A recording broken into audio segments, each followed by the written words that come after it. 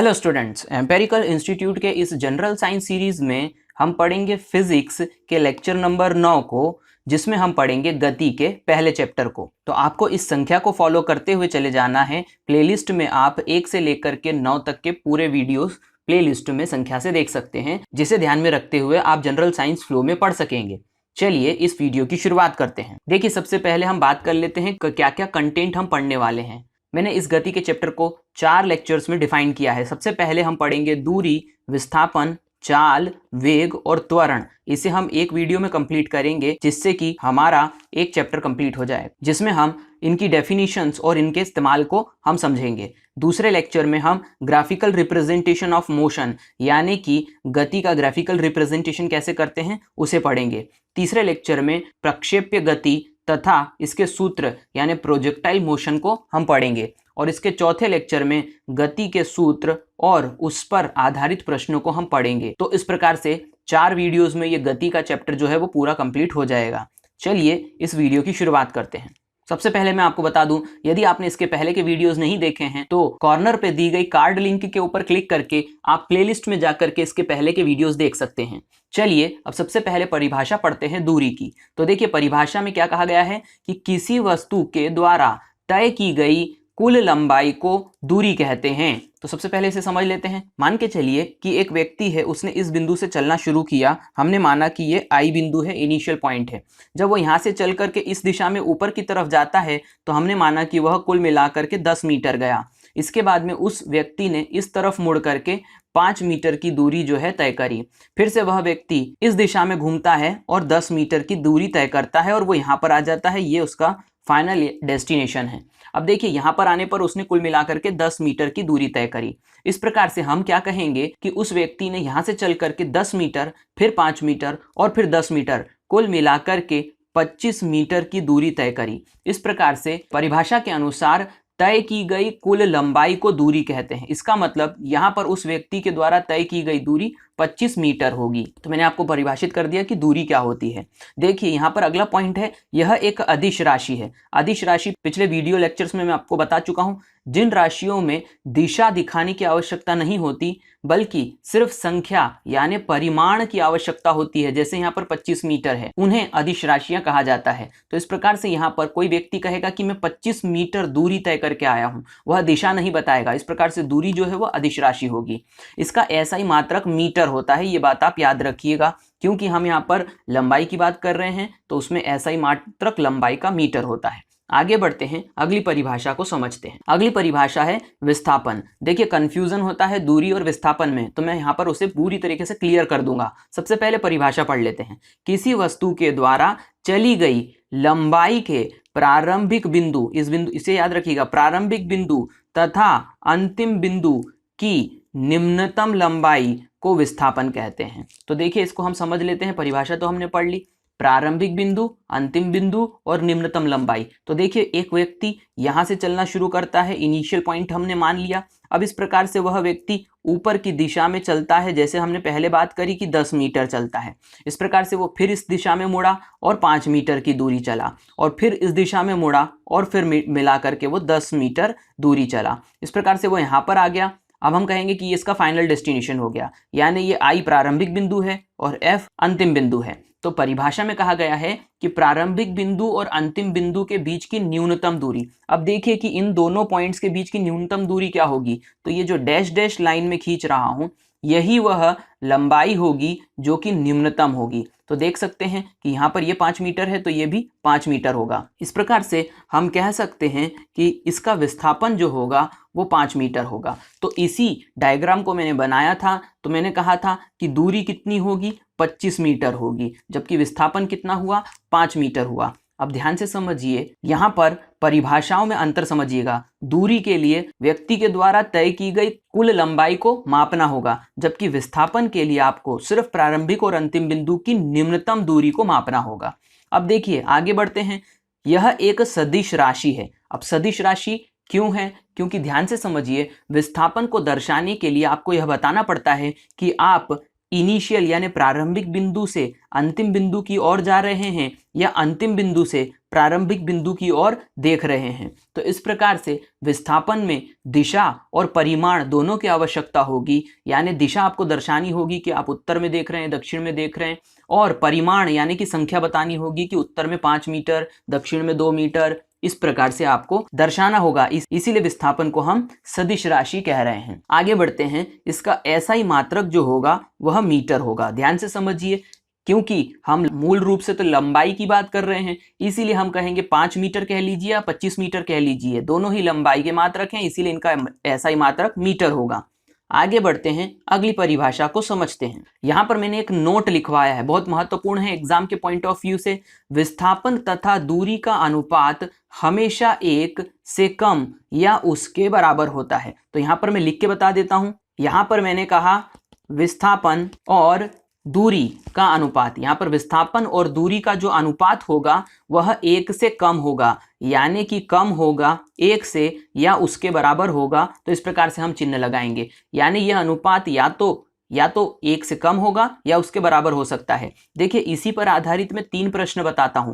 पहला प्रश्न तो ये हो गया कि यहाँ पर एग्जाम में आपसे पूछ लिया जाएगा कि विस्थापन और दूरी का जो अनुपात होता है वह किसके बराबर होता है। तो ऑप्शंस में आ जाएगा 1 के बराबर, 1 से छोटा, 1 से बड़ा, और 1 ये ऑप्शन होगा छोटा और बराबर। दूसरा प्रश्न इसी पर यह बन सकता है कि यदि इस दूरी को मैं इस 1 से गुणा कर दूं तो यहाँ पर इक्वेशन बन जाएगी, विस्थापन यहाँ पर कम होगा, बराबर होगा, 1 के साथ दूरी का गुणा होगा तो दूरी। तो यहाँ पर आ गया विस्थापन हमेशा कम होता है, ये देखिए कम का चिन्ह लगाया, कम होता है, बराबर होता है दूरी से। ये बात आप हमेशा याद रखिएगा कि विस्थापन कभी भी दूरी से अधिक नहीं हो सकता। यानी कि आप पिछले उदाहरण में भी आप देख चुके होंगे, यहाँ पर ये 5 मीटर आया था और ये 25 मीटर आया था, तो यहाँ दूरी अधिक थी और विस्थापन कम था। इसी प्रकार से विस्थापन की जो लंबाई होगी वो कम होगी और दूरी हमेशा ज्यादा होगी। या फिर एक कंडीशन ये हो सकती है कि ये बराबर हो सकते हैं, लेकिन कभी भी विस्थापन दूरी से अधिक नहीं हो सकता, ये आप याद रखिएगा, एग्जाम में पूछा जाता है। तीसरी कंडीशन क्या बन सकती है, यदि इस विस्थापन को इस दूरी के नीचे लेके आ जाता हूं तो यहाँ पर 1 बच जाएगा, छोटा होगा, बराबर होगा दूरी बटा में विस्थापन। तो यहाँ पर ये तीसरी इक्वेशन बन गई यहाँ पर। तो देखिए, ये पहली इक्वेशन का विपरीत है। यदि हम कहें कि दूरी और विस्थापन का अनुपात किसके बराबर होता है तो वो हमेशा बड़ा होगा या बराबर होगा 1 से, और विस्थापन और दूरी का अनुपात छोटा होगा और बराबर होगा 1 से। तो ये दोनों ही कंडीशन विपरीत हैं। तो इस प्रकार से ये 3 कंडीशन मैंने आपको बता दी। एक लाइन से हमने 3 ऑब्जेक्टिव क्वेश्चन हल कर लिए। आगे बढ़ते हैं, अगला पॉइंट समझते हैं। अगली परिभाषा है चाल। देखिए, चाल क्या होती है, परिभाषा पढ़ लेते हैं पहले। किसी वस्तु के द्वारा समय के सापेक्ष स्थान में परिवर्तन को चाल कहते हैं। अब ये तो टेक्निकल परिभाषा हो गई, अब थोड़ा लॉजिकली समझ लेते हैं। देखिए, कहा गया है कि किसी वस्तु या व्यक्ति के द्वारा एक निश्चित समय में, तो यहाँ पर हमने ये मान लिया कि ये एक रास्ता है जिस पर एक व्यक्ति यहाँ से चलना शुरू करता है। अब देखिए, मैं इसे अंतराल में बांट देता हूँ। इस प्रकार से यदि मैं इसे अंतराल में बांटता हूँ तो मैं मान लेता हूँ कि प्रत्येक अंतराल की जो दूरी है या लंबाई है वो 100 मीटर है। अब मान के चलिए एक व्यक्ति ने यहाँ से चलना शुरू करा। अब वह व्यक्ति इस पॉइंट से इस पॉइंट पे 10 सेकेंड में पहुंच गया। अब इसी प्रकार से इस स्थान से इस स्थान के बीच की भी दूरी 100 मीटर है। फिर से वह व्यक्ति 10 सेकेंड में इसे कंप्लीट कर लेता है। इस प्रकार से हम कह सकते हैं कि यहाँ पर कहा गया है समय के सापेक्ष, तो ये रहा समय 10 सेकेंड समय के सापेक्ष। स्थान में परिवर्तन, स्थान में परिवर्तन क्या आ रहा है, एक बिंदु से दूसरे बिंदु की बीच की दूरी कितनी है, यहाँ पर 100 मीटर को चाल कहते हैं। तो यहाँ पर हम यहाँ देख सकते हैं कि दूरी बटा में समय, तो हमने कहा कि दूरी वह 100 मीटर माप रहा है और प्रत्येक कितने सेकंड में, 10 सेकंड में, तो हमने ये 10 लगा दिया। यहाँ पर ये 0 से 0 कैंसिल कर देंगे तो यहाँ पर आ जाएगा 10 और ऊपर की तरफ दूरी था इसीलिए मीटर और नीचे की तरफ सेकंड, यानी कि हम ये कहेंगे कि उस व्यक्ति की जो चाल होगी वो 10 मीटर प्रति सेकंड, यानी 1 सेकंड में वह 10 मीटर दूरी तय कर रहा है। इस प्रकार से मैंने आपको चाल समझा दिया कि चाल बराबर दूरी बटा समय कैसे आपको मापना है। अब ध्यान से समझिए, इसे भी एक अदिश राशि माना जाता है। इसे अदिश राशि क्यों मानेंगे, फिर से मेरी बात को गौर से समझना है आपको। दूरी क्या थी, दूरी एक अदिश राशि थी, क्योंकि चाल दूरी पर निर्भर कर रही है। चाल अपने आप में कुछ नहीं है, बल्कि दूरी पर निर्भर कर रही है। और क्योंकि दूरी अदिश राशि होती है इसलिए चाल भी अदिश राशि हो जाएगी, इस बात को आप ध्यान रखिएगा।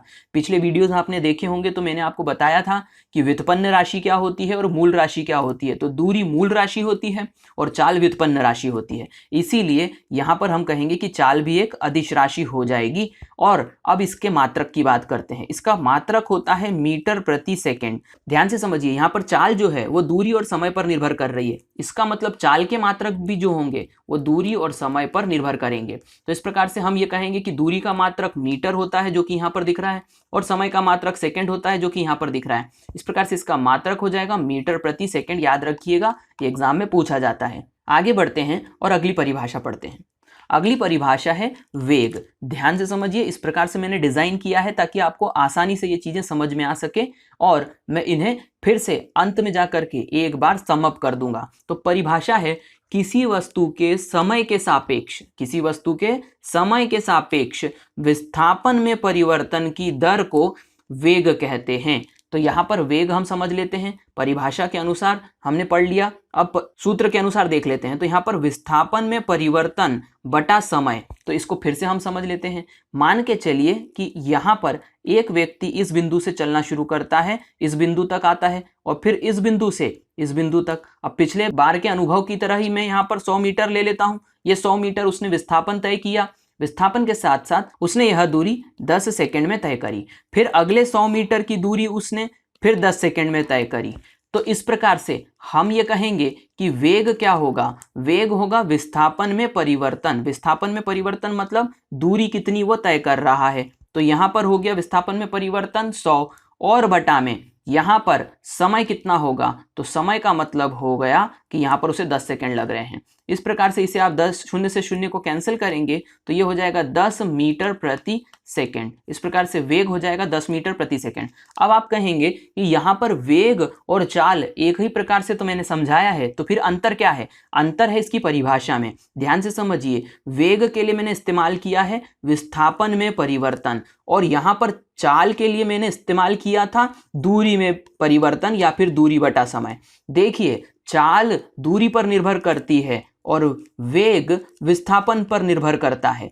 क्योंकि विस्थापन एक सदिश राशि है इसीलिए वेग भी एक सदिश राशि होगी, और दूरी क्योंकि अदिश राशि है इसलिए चाल एक अदिश राशि होगी। तो वेग और चाल में यही अंतर होता है कि वेग एक सदिश राशि होती है और चाल एक अदिश राशि होती है। इन दोनों के मात्रक एक समान होते हैं, यही मैंने नीचे नोट लिखवाया है कि इनके मात्रक हमेशा समान होंगे। बस फर्क इतना होगा कि चाल में आपको दिशा को निर्धारित नहीं करना पड़ता, जबकि वेग में आपको दिशा को निर्धारित करना होता है। ये मैंने आपको अंतर बता दिया। बाकी मूल रूप से फॉर्मूले के हिसाब से दोनों को एक ही तरीके से निकालेंगे। बस याद रखिएगा, यहाँ पर विस्थापन में परिवर्तन बटा समय और चाल के लिए दूरी बटा समय। यहाँ पर मैंने आपको समझा दिया और अभी अभी बता दिया, चाल तथा वेग के मात्रक हमेशा समान होते हैं। बस चाल में आपको दिशा नहीं बतानी होती, वेग में दिशा बतानी होती है। आगे बढ़ते हैं, अगली परिभाषा को समझते हैं। अगली परिभाषा है त्वरण। परिभाषा पढ़ लेते हैं पहले। किसी वस्तु के समय के सापेक्ष वेग में परिवर्तन की दर को त्वरण कहते हैं। फॉर्मूले से अच्छे से समझ में आएगा। त्वरण क्या है? यहाँ पर कहा गया है वेग में परिवर्तन बटा समय। इस प्रकार से इसे हम ऐसे ही समझ लेते हैं कि यहाँ पर इस लाइन के ऊपर समझिए, एक व्यक्ति दौड़ रहा है जिसका शुरुआती वेग v1 है। इस प्रकार से कुछ समय के बाद में उसका वेग v2 हो जाता है। तो ध्यान से समझिए, यहाँ पर v2 और v1 वेग में परिवर्तन हो गया, मतलब v2 माइनस v1, इस दूरी के बीच में ये वेग में अंतर हो गया, और यहाँ पर समय अंतराल हमने t मान लिया। इस प्रकार से वेग में परिवर्तन यहाँ पर हम कहेंगे v2 माइनस v1 और बटा समय यानी t। इस प्रकार से वेग में परिवर्तन बटा समय त्वरण होता है। ये बात आप याद रखिएगा। अब बात करते हैं ये सदिश होगी या अदिश। तो देख सकते हैं ये सदिश राशि है। आखिर ये सदिश राशि क्यों है? क्योंकि यह वेग पर निर्भर कर रही है। क्योंकि वेग सदिश राशि होता है इसलिए त्वरण भी अपने आप में सदिश राशि होता है। ये बात आप याद रखिएगा। अब ध्यान से समझिए, इसका एसआई मात्रक क्या होता है? इसका एसआई मात्रक होता है मीटर प्रति वर्ग सेकेंड या फिर मीटर पर सेकेंड स्क्वायर। ये इंग्लिश में यहाँ पे याद रखिएगा। अब देखिए, इस मात्रक को हम समझ लेते हैं कि यहाँ पर सेकेंड स्क्वायर क्यों आया। यहाँ पर हम जानते हैं कि त्वरण वेग में परिवर्तन बटा समय पर निर्भर कर रहा है। तो वेग में परिवर्तन यानी वेग हो गया। वेग का मात्रक हम अभी पढ़ के आए हैं कि मीटर प्रति सेकंड होता है, और बटे के बाद में एक और बार समय आया है, मतलब बटे में फिर सेकंड हो जाएगा। इसका मतलब मीटर बटे सेकंड इंटू सेकंड, ये हो जाएगा मीटर पर सेकंड स्क्वायर। इस प्रकार से त्वरण का मात्रक होता है मीटर प्रति सेकंड स्क्वायर। ये याद रखिएगा, एग्जाम में बहुतायत में पूछा जाता है। आगे बढ़ते हैं, यहाँ पर एक परिभाषा आई है, औसत त्वरण क्या होता है। ध्यान से समझिए, ये बहुत बार हमें कंफ्यूज करता है कि त्वरण और औसत त्वरण क्या है। तो ध्यान से समझिए, यदि मैंने ये कहा कि एक निश्चित सेगमेंट है जहां पर ये ए बिंदु है और ये बी बिंदु है, इसके बीच में v1 माइनस ये v2 हम करेंगे, v2 माइनस v1 करेंगे तो ये वेग में परिवर्तन मिल जाएगा और ये समय t हो गया। इस प्रकार से इस सेगमेंट के लिए यदि हम बात करें तो हमें त्वरण मिलेगा। लेकिन जब ऐसे बहुत सारे सेगमेंट आ जाएंगे b से c के बीच में, c से d के बीच में, तो इस प्रकार से सभी अंतरालों के बीच में वेग में परिवर्तन अलग अलग होगा। तब हम कहेंगे कि औसत त्वरण क्या है।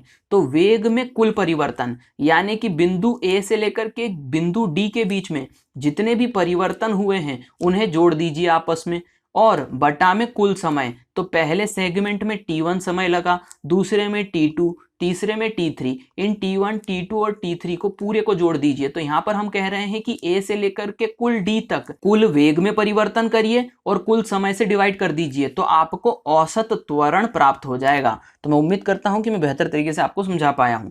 आगे बढ़ते हैं, यहाँ पर त्वरण निकालने का एक और तरीका जो मैं शुरू से बताते आ रहा हूं वह भी है। तो यहाँ पर आप समझ सकते हैं कि यहाँ पर अंतिम वेग हमने माना कि v है और प्रारंभिक वेग यदि हमने u माना, तो इस प्रकार से ये स्टैंडर्ड वैल्यू है। अंतिम वेग हमेशा v लिया जाता है, प्रारंभिक वेग हमेशा u लिया जाता है। और यदि समय हम t लेते हैं तो इस प्रकार से हम कह सकते हैं कि त्वरण को हम लिख सकते हैं अंतिम वेग माइनस प्रारंभिक वेग बटा में समय t। तो ये फॉर्मूले को भी आप ध्यान में रखिएगा, इस पर भी त्वरण के क्वेश्चन बनते हैं। आगे बढ़ते हैं, यहाँ पर कहा गया है नोट में कि ऋणात्मक त्वरण मंदन कहलाता है या उसे मंदन कहते हैं। तो ये मंदन क्या है, ध्यान से समझिए।